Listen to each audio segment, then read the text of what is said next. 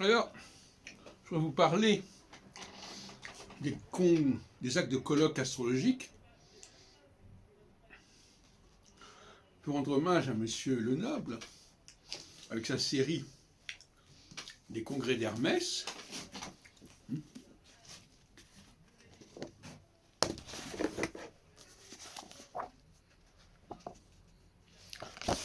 Ces congrès n'ont pas été enregistrés ni filmés, il y a quelques petits trucs, enfin, il n'a pas pris la peine de faire filmer ces colloques, ce qui est dommage. Et donc ça, c'était les années 2000 et quelques. Et je vais vous parler des congrès que j'ai moi-même organisés, mais surtout ceux que j'ai publiés. Et notamment le congrès de 77, le congrès solaire du Verseau, qui a donné l'occasion en 1979 d'une coédition avec l'édition d'Albatros. J'en ai déjà parlé. Donc ça, ce sont les actes de colloque. Alors, je voudrais vous parler de deux colloques qui sont tenus en 82, que j'ai organisés à Metz et à Toulouse. Donc, 5 ans après le colloque de 77. C'était l'occasion d'une collaboration avec le Belge Georges Skeppers. Je ne sais pas s'il y en a eu d'autres, je ne me souviens plus très bien. Donc là, ce sont des colloques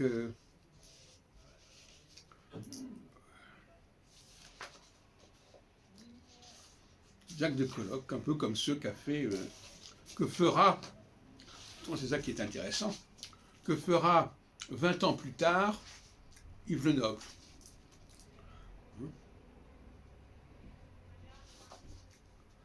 Avec quelques photos d'ailleurs qu'on peut trouver. On voit notamment.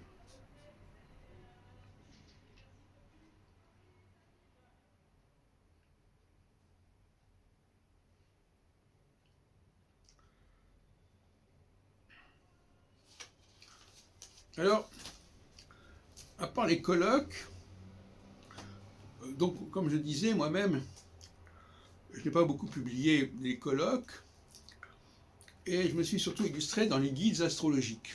On dirait qu'il n'y a aucun rapport entre les guides astrologiques et les colloques. Moi j'en vois un. D'abord parce que le congrès de 79 comportait des notices assez riches sur les personnes.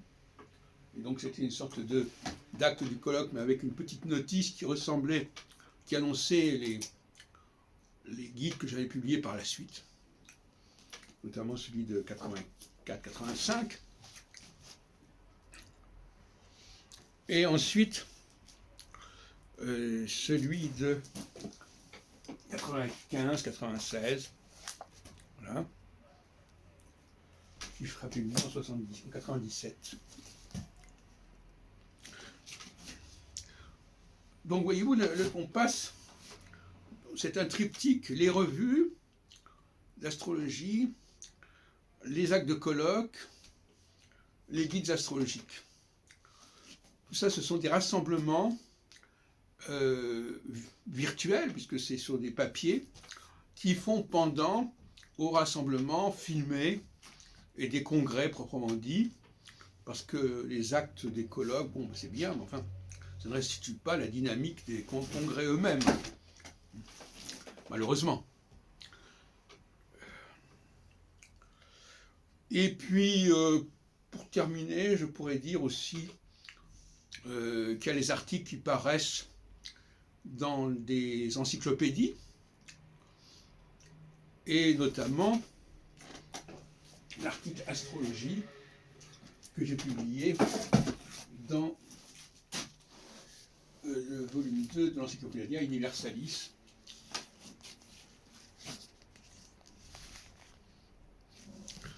Un gros numéro sur l'astrologie, qui remplaçait l'article de M. René Allot. Il est du peu. Donc c'est aussi une forme d'article, ça s'appelle un article.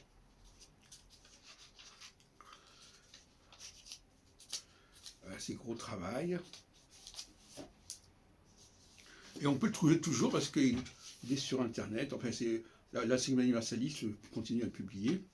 Et il a été réédité en début du XXIe siècle, dans une collaboration avec, je crois, un journal.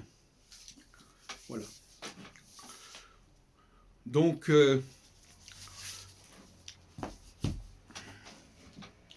voilà pour la question des articles de communication, de revues, etc., qui sont conservés précieusement à la Bibliotheca Astrologica. Et je vous rappelle notre partenariat avec la Bibliothèque astrologique numérisée, qui est en train de se développer considérablement dans la région parisienne et qui sera bientôt accessible à tous. Et nos collections seront numérisées, notamment les collections de périodiques. Parce que les articles, que ce soit les communications dans les congrès ou dans les revues, sont un élément extrêmement important de la recherche astrologique, parce que vous figurez bien que, ça ne peut pas faire l'objet forcément d'un bouquin entier, et deux, les éditeurs ne vont pas publier énormément de choses. Donc, entre la créativité des astrologues dans les congrès, dans les revues, et ce qui paraît chez les éditeurs, il y a un fossé énorme. Donc je ne peux pas exagérer toute l'importance qu'il y a à prendre connaissance des revues d'astrologie, des bulletins d'astrologie, que ce soit la revue Astralis, la revue L'Astrologue, les cahiers astrologiques, et autres publications diverses et variées, qui sont souvent très fragiles, qui disparaissent, et qui, à mon avis, ont été en grande partie conservées au cours des années à la Bibliotheca Astrologica.